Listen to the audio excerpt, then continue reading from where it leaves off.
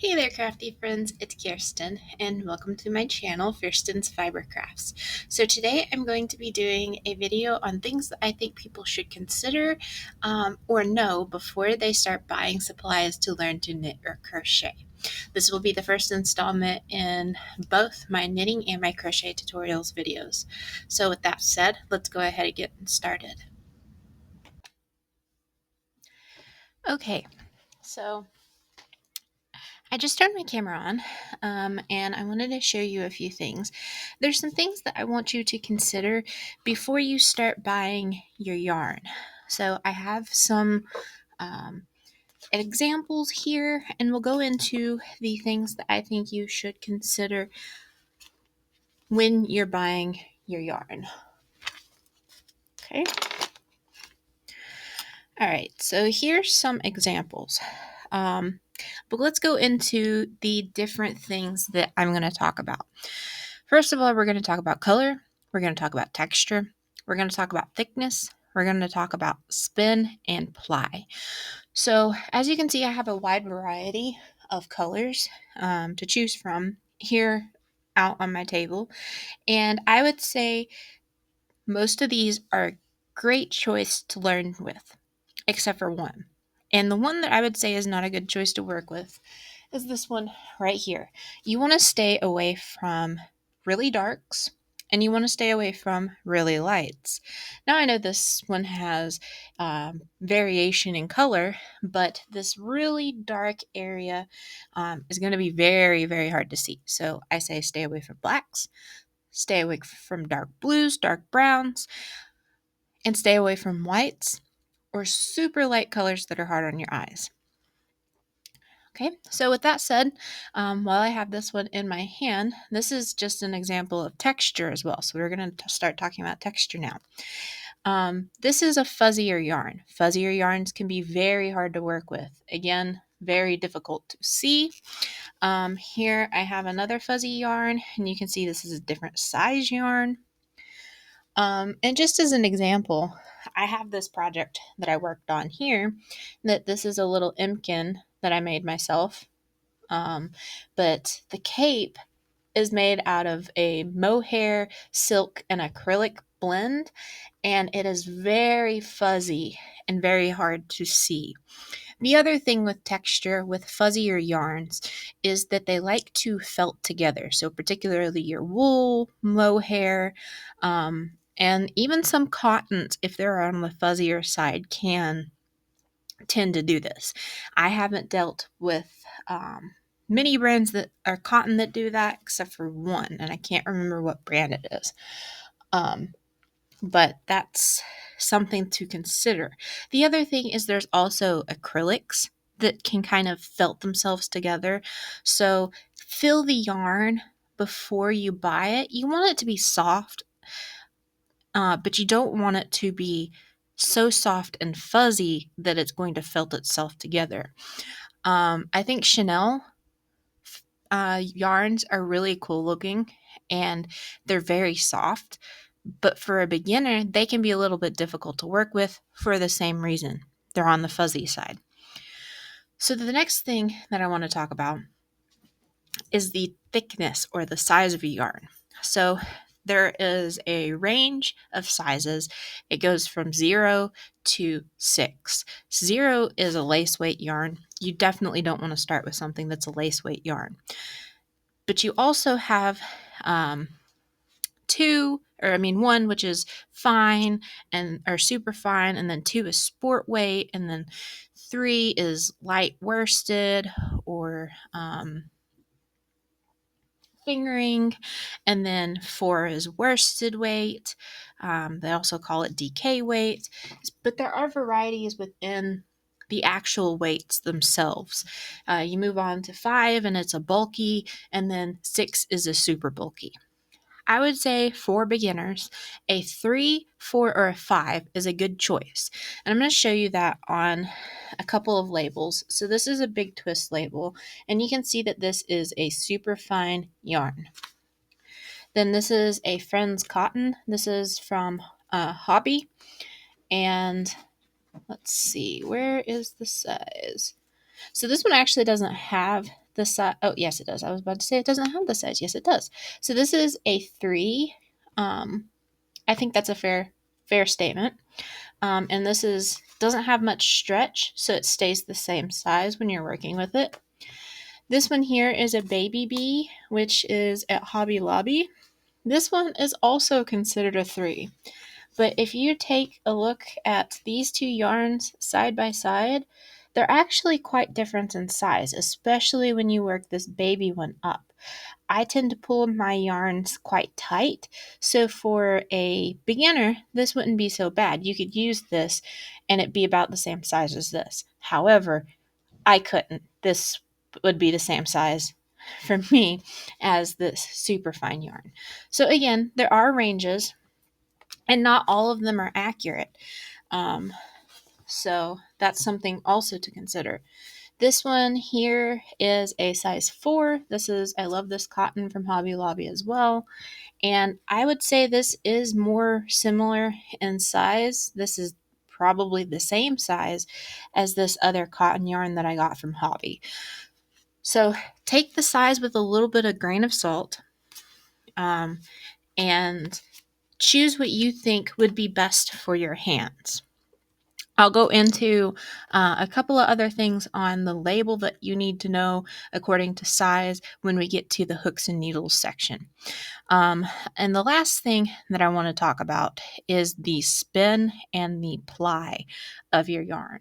So here in these kind of examples, I actually have a 1-ply. I have one 1-ply. I'm going to show you that. I have a bunch of multi-plies. And then I have these kind of like t-shirt yarns that are woven. So those don't have a ply. And this come from a kit. I actually quite like this type of yarn for a beginner. This is very nice yarn. But I don't necessarily like the t-shirt yarn that stretches, that's like t-shirt material that's just been cut.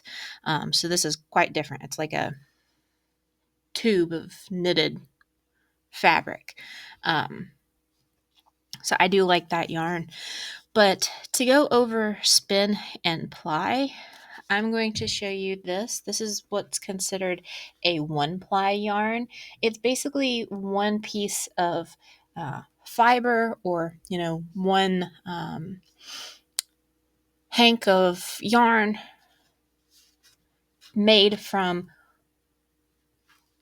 one spool of thread or one spool of wool. And then it's spun. So a multi-ply is exactly what it sounds like. You can see the ply really well on these cotton yarns. You can see that there's multiple pieces of thread that have kind of been spun individually and then spun together. So that leads me to the next thing that I wanted to talk about, which is spin. So I think it's important when you're beginning to have something that is a little bit tighter on the spin. You don't want something that's super tight spun, but just as a comparison between these two cotton yarns here, you can see that there is a little bit of a difference in the spin. There's a difference in size, but the spin, you can kind of see how tight it is by trying to pull it apart. And for me, I love this cotton yarn, is just barely tighter spun than this hobby yarn. And it's a little bit easier to kind of pull apart. And that's where that comes into being important for a beginner, is that when you're crocheting or knitting something that is tighter spun, you're less likely to push your hook through like that. And if you're crocheting, it can kind of get caught, or your needle could kind of get caught if you're knitting, and it can be a little bit frustrating for a beginner. So those are all things that you need to consider. Now, moving on to hooks and needles. So you can buy hooks and needles in sets. You can buy them individually. Here I have 2 hooks that I actually got in a kit. I'll go into kits just a little bit. But then I also have a set of needles that's actually attached to this other yarn over here. These are type of double pointed needle, but that currently does not matter. What I'm going to talk about today with hooks and needles is how to determine what size you need to buy when you're first beginning. So I suggest buy your yarn first. Figure out what yarn you're going to be working with. And then on almost all labels, there is a section that has the suggested hook and needle size. And there's hook here, needle here, hook here, needle here, and then needles here, hook here. I mean, it's even on this Friends one right here. It's needle and hook size. And I would say go with the size that they suggest. So for this Friends one, for example, it says to go with a USG 6 or 7. And I think that's a fair size to use with this. That's what size I would choose to use with this. But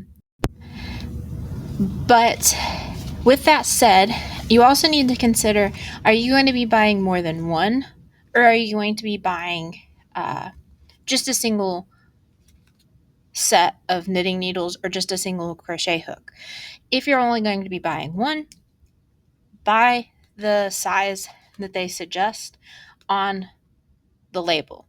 If you're going to be buying a set, don't worry about it. Just kind of start with the one that they tell you to use that's suggested. And then if you feel like that it's too big for the yarn, or if it's too small for the yarn, size up or size down accordingly. That's kind of what I do. It also depends on, after you get into crocheting or knitting, how tightly you hold your yarn. It's a little bit different with knitting than it is crochet. Crochet has a lot more to do with tension than knitting does. I won't say that knitting doesn't, but it plays far more important role in crochet than it does in gauge for knitting, at least for me anyway, from a personal standpoint. The next thing that I wanted to talk about is kits that you can buy online for crochet or knitting. I personally haven't had a ton of knitting kits. I can say that there's not very many that are intended for adults, or that come with yarn and all the accessories. There are quite a few that come with like pattern books, how to knit this, how to knit that. And then they come with like maybe 2 knitting needles, or 2 sets of knitting needles and some accessories like your stitch markers, yada yada. I'll go into a little bit more about other supplies that you should consider in a different video. But for this sake, just going into that, can't speak very much on knitting kits because I don't have very much experience with them. For crochet kits, there are a ton of different type of kits. And I would say be careful and make sure that you're looking at what you're buying before you buy it. So for this kit, I had this kit that come with these 3 yarns. I believe or 4 yarns, excuse me. It came with this crochet hook, which is a 4.0 millimeter. I think this is a great size hook, great size yarn for a beginner. But then let me just show you for comparison. I have this other kind of kit that I bought.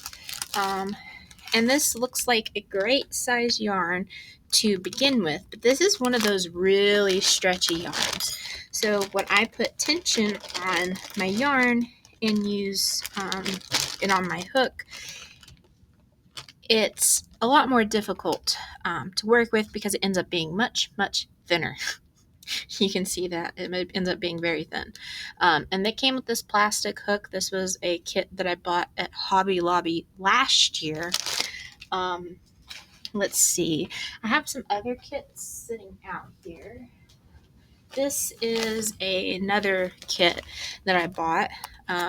Here is the yarn that came with it, and it came with this crochet hook. So you can see it's a different size. It's actually 5 millimeters smaller than this one.